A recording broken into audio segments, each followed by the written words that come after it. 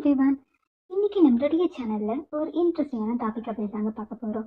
But அதுக்கு முன்னாடி நான் இந்த மாதிரியான இன்ட்ரெஸ்டிங்கான வீடியோஸை அப்லோட் பண்ணணும்னா மறக்காம நம்ம சேனலை சப்ஸ்கிரைப் பண்ணிட்டு பாருங்க. வாங்க வீடியோக்குள்ள போகலாம். ஓகே, மேக்ஸோடைய பேசிக்கான விஷயமே என்னங்க? கண்டிப்பா நம்பர்ஸ் தான். ஜஸ்ட் நீங்க இமேஜின் பண்ணி பாருங்களேன். நம்மளோட எல்லாருடைய லைஃப்லயும் நம்பர்ஸ்ன்றதே ஒண்ணு இல்லை. எப்படி நம்மளுடைய லைஃப்பை வந்து லீட் பண்ண முடியும்? கண்டிப்பா அந்த மாதிரியான ஒரு வாழ்க்கை ஒரு பெர்ஃபெக்டான வாழ்க்கையாவே இருக்காது. கரெக்டு தானே? ஃபார் எக்ஸாம்பிள், இப்போ நம்ம ஒரு காய்கறி கடைக்கு போகிறோம். அங்கே போய் எப்படி காய்கறி வாங்குவீங்க? எனக்கு இத்தனை கிலோ வெங்காயம், இத்தனை கிலோ தக்காளி அப்படின்னா வாங்குவீங்க. இல்லை நீங்கள் பால் வாங்க போகிறீங்க, இல்லை எண்ணெய் வாங்க போகிறீங்க, எப்படி கேட்பீங்க? எனக்கு இத்தனை லிட்டரில் தாங்க அப்படின்னு தான் கேட்பீங்க. ஸோ நம்பர்ஸே இல்லைன்னா இந்த மாதிரியான மெஷர்மெண்ட்டை நம்ம எப்படி யூஸ் பண்ணுவோம்? அது மட்டும் இல்லாமல் இப்போ இருக்க காலகட்டத்தில் நம்ம மெஷர்மெண்ட் பண்ணுறதுக்கு ஏகப்பட்ட டூல்ஸ் வந்துருச்சு. ஆனால் சுமார் 20,000 ஆண்டுகளுக்கு முன்னதாகவே நம் முன்னோர்கள் எந்த ஒரு விதமான டூல்ஸுமே இல்லாமல் எப்படி அவங்க வந்து கால்குலேட் பண்ணியிருப்பாங்க.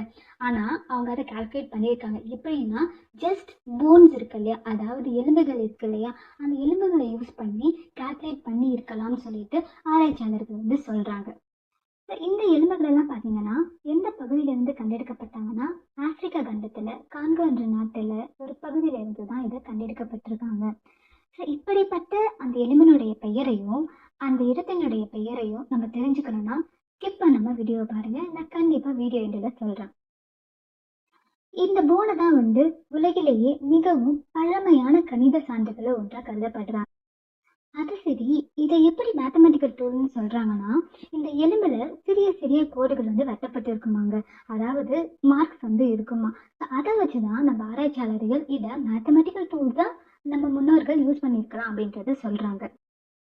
அடுத்ததான் இந்த எலும்புகளை எப்படியெல்லாம் யூஸ் பண்ணியிருக்காங்கன்றத பார்ப்போம்.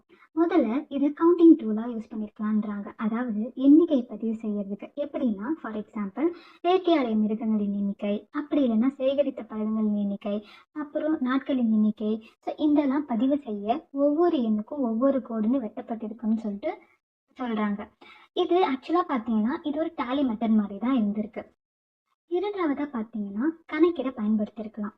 சில கோடுகள் இதில் பார்த்தீங்கன்னா குழுவாக இருக்குமா, அதாவது ப்ரைம் நம்பர்ஸாக இருக்குமா. ப்ரைம் நம்பர்ஸ்னால் என்ன? லைக் 11, 13, 17, 19. ஸோ இந்த மாதிரியான நம்பர்ஸ் தான் ப்ரைம் நம்பர்ஸ்ன்னு சொல்லுவோம். ஸோ இந்த மாதிரியான நம்பர்ஸ் வந்து அந்த எலும்புகளை காணப்படுறதுனால இது ஒரு ஆரம்ப கால கணித கருவியாக இருந்திருக்கலாம்னு சொல்கிறாங்க. மூன்றாவதாக பார்த்தீங்கன்னா கேலண்டர் மாதிரி நாட்களை எண்ணுவதற்காக மூன் சைக்கிள், அதாவது சந்திர மாதம் கணக்கிட பயன்படுத்தியிருக்கலாம். ஸோ இப்படியெல்லாம் நம் முன்னோர்கள் யூஸ் பண்ண அந்த எலும்பினுடைய பேரை பற்றி தெரிஞ்சுக்கணுமா?